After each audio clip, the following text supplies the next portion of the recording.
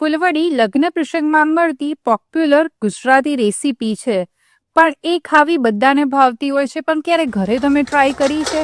ઘરનું નામ આવે એટલે લોકો ડરી જતા હોય છે. પણ આજે હું તમને એવી સરળ રીત બતાવીશ કે એકવાર બનાવશો પછી બજારમાંથી ફૂલવડી લાવવાની જરૂર જ નહીં પડે.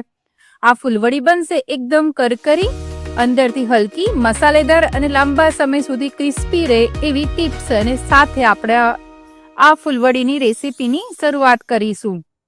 તો એના માટે ફર્સ્ટ ઓફ ઓલ ફ્રેન્ડ્સ એક મસાલો બનાવવાનો છે. એમાં ઘરની ચમચીથી મેઝર કરી અને 3 ચમચી ધાણા લઈ લેવાના છે. ફૂલવડીમાં ધાણાનું પ્રમાણ આગળ પડતું રાખવાનું, કારણ એનો ટેસ્ટ બહુ સરસ આવે છે. સાથે સાથે આપણે 1 ચમચી મરી લઈશું અને એક આપણે દગડફૂલ લેવાનું છે. આ રીતે આપણે એને એકદમ ફાઇન પાવડર નથી કરી દેવાનો, પણ રિવર્સ ફાઇન કરી અને એને કોર્સ પાવડર રેડી કરી દેવાનો છે. હવે 1 વાડકી આપણે રૂમ ટેમ્પરેચર વાળું પાણી લઈ લીધું છે. એની સાથે સાથે 8 ચમચી જેટલી ખાંડ લઈ લેવાની.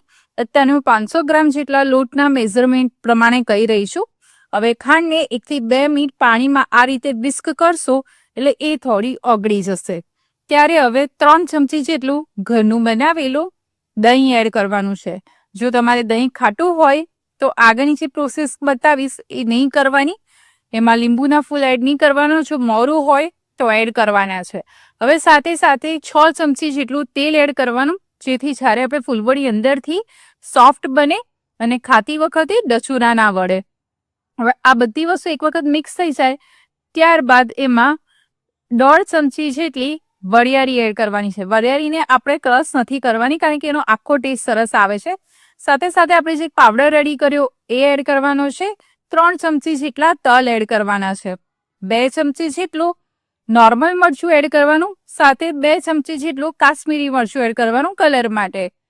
5 ચમચી જેટલું કિચન કિંગ મસાલો એડ કરવાનો છે. ચપટી લીંબુના ફૂલ એડ કરવાના. દહીં ખાટું હોય તો એડ નહીં કરવાના, મોરું હોય તો જ એડ કરવાનું. હવે બધી વસ્તુને સરસ આ રીતે મિક્સ કરી દેવાનું.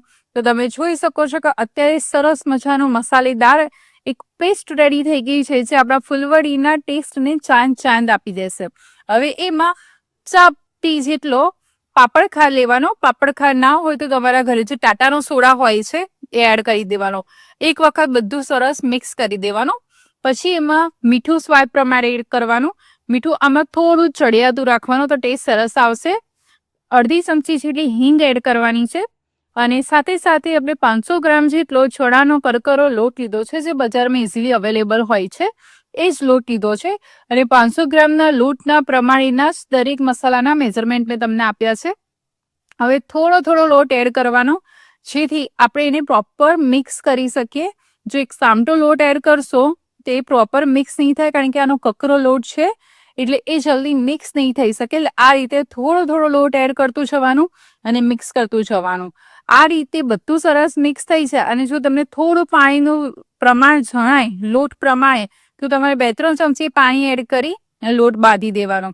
આ રીતે લોટ સરસ મિક્સ થઈ જાય એટલે એના ઉપર 3 ચમચી જેટલું પાણી ઉપરની સરફેસ પર લગાવી દેવાનું, જેથી આપણે જ્યાં સુધી ફૂલવડી પાડતા હોઈએ ત્યાં સુધીનો આપણા લોટ સૂકી રહેશે. કારણ કે જાડો છે લોટ, ચણાનો કકરો છે, એટલે જલ્દી પાણી પી જશે.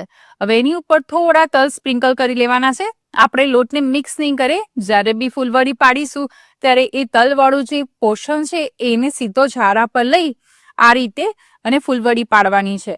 હવે બજારમાં આવી રીતે ઝારો અવેલેબલ જ છે, ત્યાંથી બાય કરી લેવાનો અને આ રીતે સરસ મજાની એને પ્રેસ જ કરવાની છે. આપણે એને પાપડી કે સેવ પાડતા હોય એ રીતે એને સ્લાઇડ નથી કરવાની, પ્રેસ કરવાની. મીડિયમ ફ્લેમ પર તેલ ગરમ કરી ત્યારબાદ જ પ્રેસ કરવાની. એને થોડાક પ્રમાણમાં પાડવાની, એમાં બહુ ફૂલવડી પાડી નહીં દેવાની, નહીં તો ટેમ્પરેચર ડાઉન થઈ જશે તો ફૂલવડીમાં તેલ પેસી જશે. ફૂલવડી સરસ એવી ક્રિસ્પી નહીં થાય.